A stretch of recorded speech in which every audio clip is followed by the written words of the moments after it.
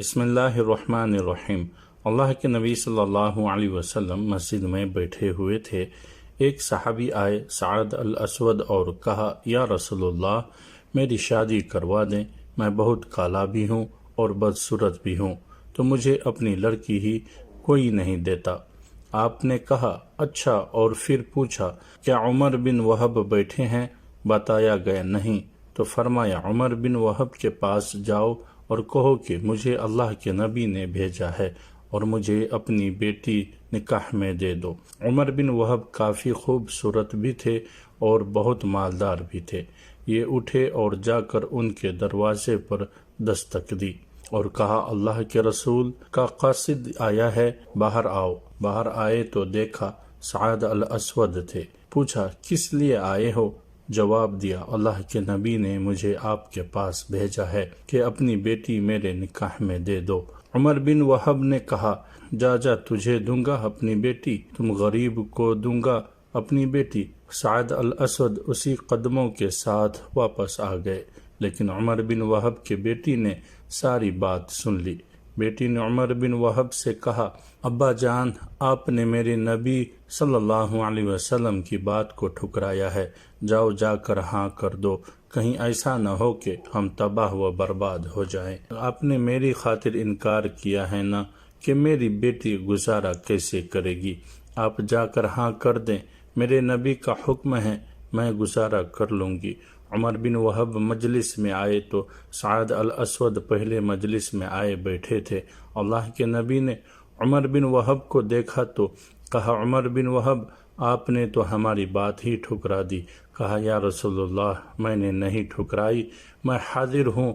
या रसूलुल्लाह, आप मेरी बेटी का सअद अल असवद के साथ निकाह पढ़ें। 400 दिरहम हक मेहर तय हुआ। आपने फरमाया, सअद अपनी बीवी को ले जाओ। कहा, या रसूलुल्लाह, पैसे कहाँ से लाऊं? मेरे पास तो हक मेहर अदा करने के पैसे ही नहीं हैं। आपने फरमाया, तुम अब्दुर्रहमान बिन औफ के पास जाओ और उनसे कहो कि अल्लाह के नबी ने मुझे भेजा है और वो तुम्हारा काम कर देंगे।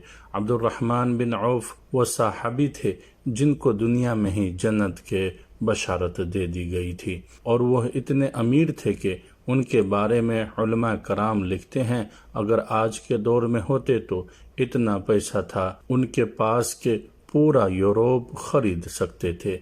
लेकिन ईमानदार ताजिर थे और अल्लाह के नबी ने उनको दुनिया में ही जन्नत के बशारत दे दी थी। सअद इनके पास गए, अल्लाह के नबी का पैगाम दिया तो उन्होंने रकम का बंदोबस्त कर दिया और 400 दिरहम से ज्यादा पैसे जमा हो गए। सअद ने सोचा, 400 दिरहम तो बीवी को हक मेहर दूंगा, बाकी मैं बीवी के लिए कुछ तहफ़ ले लेता हूँ, और बाजार चले गए। बाजार में दाखिल हुए तो इतने में ऐलान हुआ कि मदीने पर कुछ बद्दुओं ने हमला कर दिया है। जैसे उनके कान में आवाज़ पड़ी कि मुसलमानों, आओ आओ दफा करने के लिए, तो बीवी के तहफ़ का ख्याल तर्क किया, एक घोड़ा और तलवार खरीदी और लश्कर में घुस गए। लड़ते लड़ते उनका घोड़ा जख्मी होकर नीचे गिरा और बद्दू ने उन पर हमला कर दिया। तो अचानक दूर से अल्लाह के नबी सल्लल्लाहु अलैहि वसल्लम के सअद पर नजर पड़ी तो लपके, सअद, तुम यहाँ क्या कर रहे हो? तुम्हें तो मैंने तुम्हारी बीवी के पास भेजा था। तब तक सअद अल असवद शहीद हो चुके थे। अल्लाह के नबी सअद की तरफ लपके, सअद के सर को अपनी झोली मुबारक में रख लिया। आपके आंखों से आंसू निकल के सअद के चेहरे पर पड़ रहे थे और अल्लाह के नबी सल्लल्लाहु अलैहि वसल्लम प्यार से कहने लगे, सअद, तू कितना प्यारा है, तू कितना खूबसूरत है, तू कितना खुशबूदार है।